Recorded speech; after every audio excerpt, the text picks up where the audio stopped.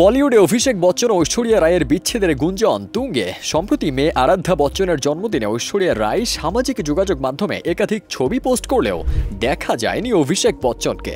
তাদের সম্পর্কের সমীকরণ নিয়ে চলছে নানা জল্পনা। এরই মধ্যে একটি ভিডিও এখন সামাজিক যোগাযোগ মাধ্যমে ভাইরাল হয়েছে, যা দেখার পর আবারও বিবাহ বিচ্ছেদ নিয়ে ভক্তদের মধ্যে উঠতে শুরু করেছে নানান প্রশ্ন।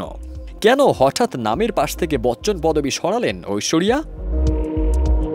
দুবাইয়ে আয়োজিত গ্লোবাল উইমেন ফোরামে অংশ নিতে গিয়েছিলেন এই অভিনেত্রী, কিন্তু এই অনুষ্ঠানের একটি ভিডিও নিয়ে চলছে তুমুল আলোচনা।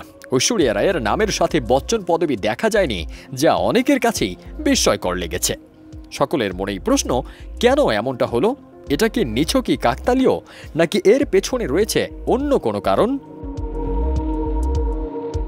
এই অনুষ্ঠানে অভিনেত্রীর নাম পর্দায় শুধুমাত্র ঐশ্বরিয়া রায় হিসেবে দেখানো হয়েছে।